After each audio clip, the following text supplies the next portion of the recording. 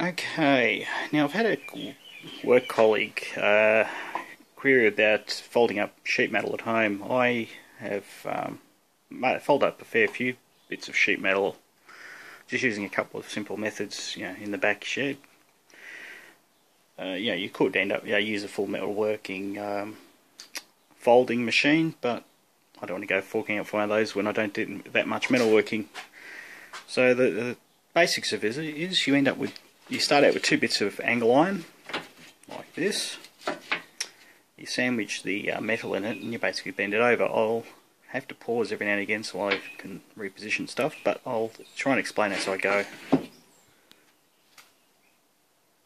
Okay, so what I've done is I've sandwiched the sheet metal in between two bits of angle iron, like so. I actually have it rolled up on the back, so yes, I'm not just going off a rough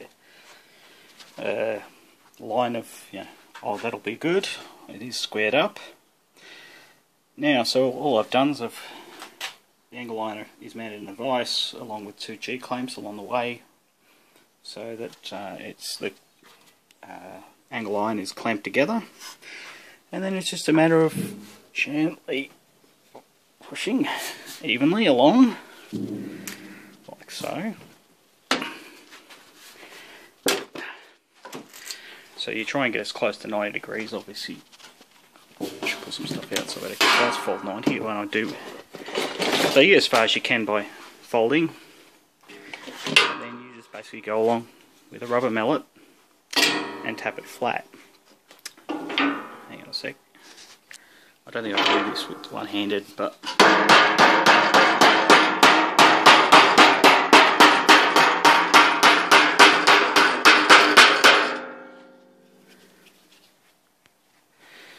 okay, so it's now sitting at the 90-degree mark. Depending on what job you need to do, you'll may need different lengths of angle iron. As you can see, I've started out with two different lengths anyway. I do have some shorter pieces for getting in and doing some finer stuff. I'll explain it a bit further along. I'm actually making up a shelf. Okay, just resuming. As you can see, you can end up with a 90-degree bend. This piece requires, I think, about 6 or 7 bends to actually get the shelf the state I want it. But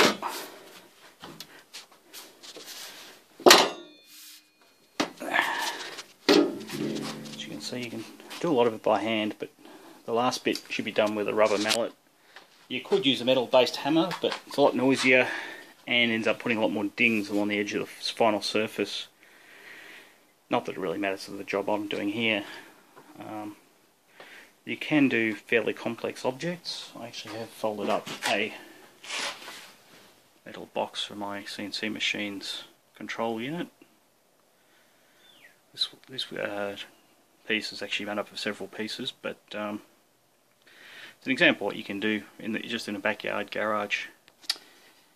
Here's a demonstration of another technique I use. I've actually got a piece of box steel, because it's actually folded underneath here, lip, and as you can see, I've cut it to the right length of this piece, or this one I've actually used earlier.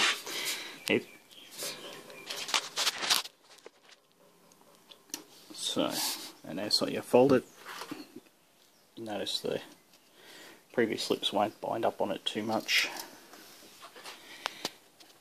except for right there where it wasn't cut properly. Okay, this is the last fold. I actually did skip one on the initial lip underneath the front of the shelf, but for this demonstration, I suppose it just shows technically. The smaller the bender, the easier you can do it with just one hand. See, it's almost at 90 degrees just there. It's actually easy if you... Actually, I'll probably do this one.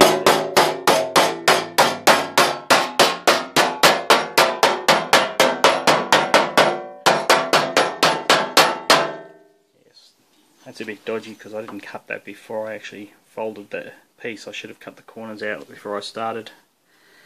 But that's pretty much it. I'll take it out of here and I'll show you how it fits.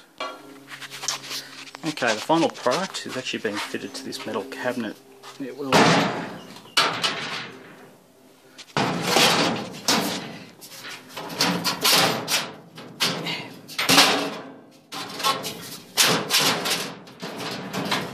bit hard to do this one a little bit, but ultimately, some light here.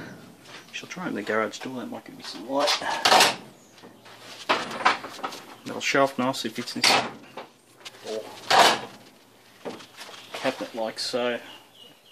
I'm actually replacing some existing plywood ones that have been created earlier. So all I'll do is drill in from each side of the cabinet and pop rivet the shelf in place. That's the end of this video anyway.